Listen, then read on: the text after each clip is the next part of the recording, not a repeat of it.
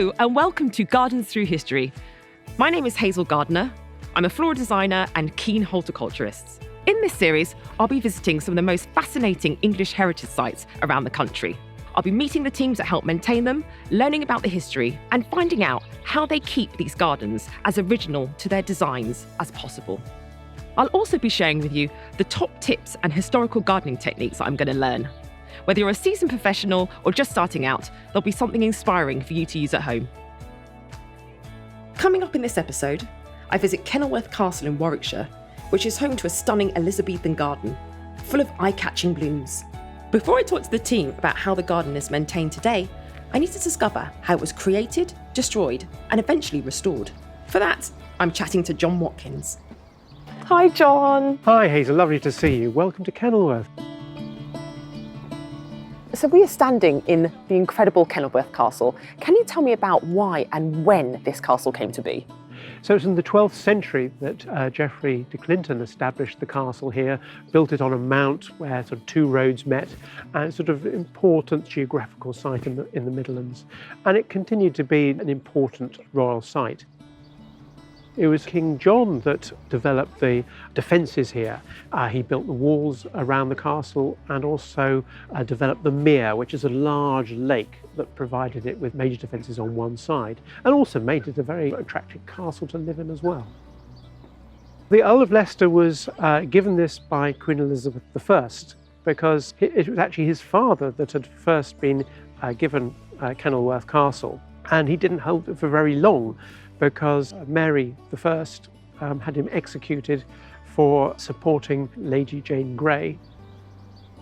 Robert Dudley, as he was initially known, was the first person that Elizabeth I gave a post to. They'd been childhood friends. If you imagine you're a young female queen, who do you make your first appointments to? The people you trust. So she made him Master of the Horse. By making him Master of the Horse, it meant that he had to be at her beck and call all the time because he was responsible for all her transport. She made him Earl of Leicester and also gave him back the family castle, which was Kenilworth Castle. And it was various posts that Elizabeth had given him that allowed him to have the money to do what he did here at Kenilworth Castle, which was quite major. So Elizabeth's final visit here was for 19 days. Can you tell me what exactly happened during that visit and why the garden played such an important role? Elizabeth visited a number of times, and in a way I was thinking it's Elizabeth visiting to see how her investment is coming on, because it was sort of in a way her money that was paying for it. So there's major developments on the whole castle, modernising it. There's a whole new wing, but her visit in 1575, 19 days, was part of her tours around the country. To sort of set the picture, if you just imagine, it's all of those people. It's all of their staff, and their staff would be the people to look after them, the people to look after their horses. You realise how this made the garden very special, because it's the one place where it was a private garden for Leicester and his guest, and the key guest here was the Queen. So it would have been the top notch of the top notch that would have come in here.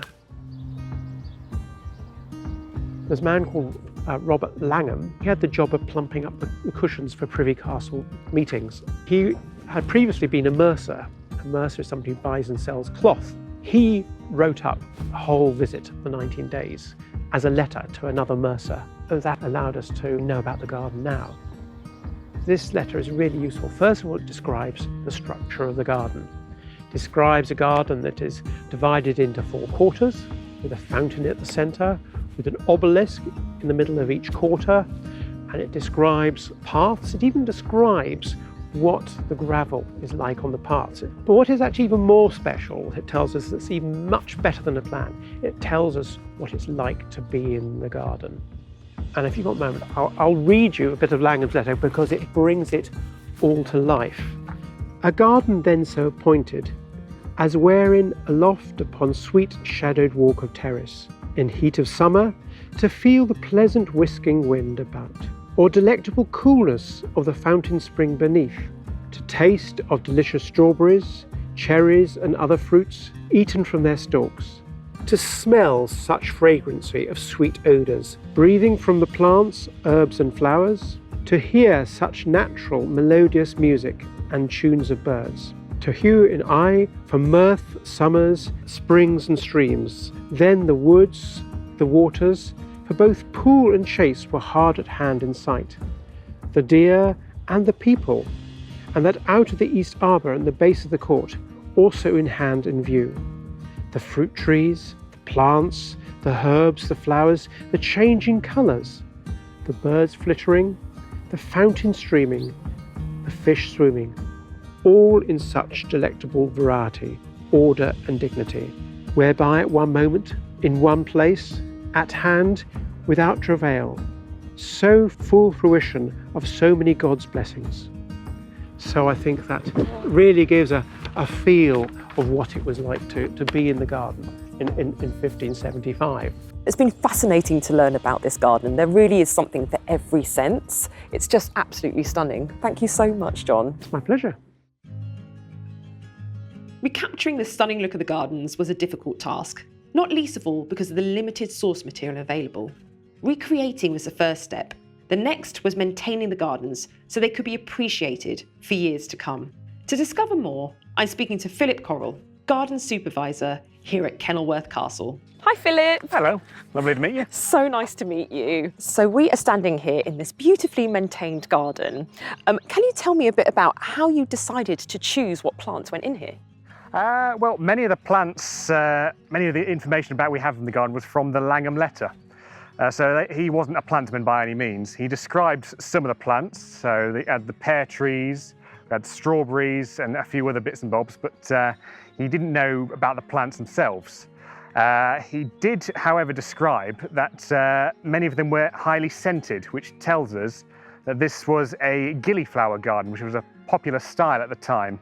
And gillyflowers, they were things like stocks, hesperis, wallflowers and various other ones. So the Queen would wander around the gardens. She would be smelling the lovely fragrance as we are today. One of the things that I've seen in this garden is also the use of pots. What's the benefit of using them in your garden? Well, in any garden, it allows you to add interest and colour anywhere that might be, say, hard standing. Historically here, one of the key aspects would have been that many of these plants were being seen in the country for the very first time. So they would have been really, really expensive, and they could be shown off in pride of place. Just this individual plant or one small group of plants could be in this single pot just to really show it off. And what kind of plants do you use here at Kenilworth in pots? We'll sometimes use a lily of the valley to have some scent around the place, sometimes lavender, marigolds. The main thing for this garden is things should be absolutely perfect all the time, worthy of a queen. Well, I think they completely are. A little birdie tells me that you need some help with some gardening. There's always plenty around here. We have a particular job with strawberry plants for you, if you like. Amazing, my favourite thing. Let's go.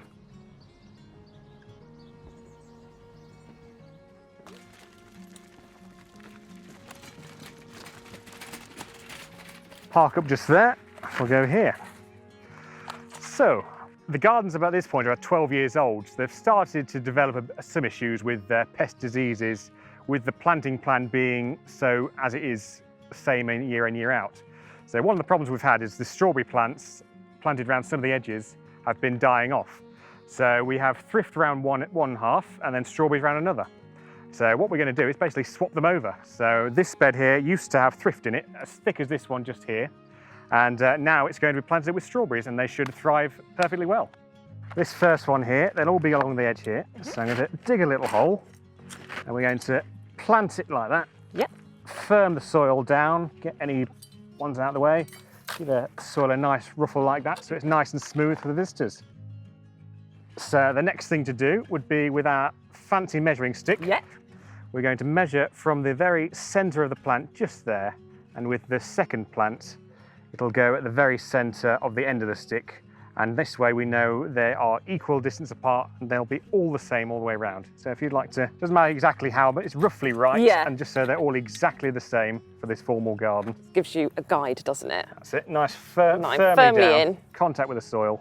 And the soil's nice here. Do you kind of add anything naturally to it?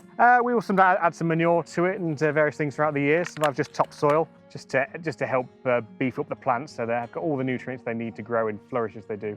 And people watching may be like, oh my goodness, strawberries have a tendency to go everywhere in your garden if you plant one, but not this type. They do indeed. These ones are called Baron von Solmacher, which is a variety that doesn't produce any runners. So it's very easy to maintain. So purely spreads by seed, and we can just keep them going as that. Yeah, brilliant. One of the reasons we have flowers on the edge, I've been told historically, was so the ladies can walk past and brush with their skirts and release the scent of the leaves. I know that it's still used now actually. It's really important in garden design that you do have something that you can ruffle past, whether it's rosemary or anything like that, to give off that scent as well. Do you feed these or do you just let nature take its course? We'll sometimes add a bit of fertiliser over the soils. Yeah. But, usually I prefer to have manure over the winter, but depends what it is really. But yeah, we'll always add to try and help it out. Yeah. It can't survive on its own merits forever. Well, beautiful. Thank you so much for showing me this very handy technique. No, thank you very much. That's a bit of work done.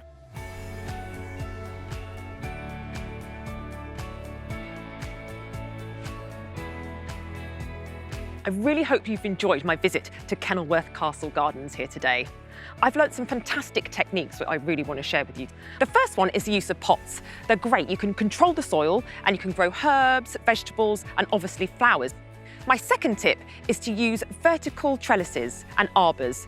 They're a great way to punctuate a pathway and also perfect to frame windows and cover walls.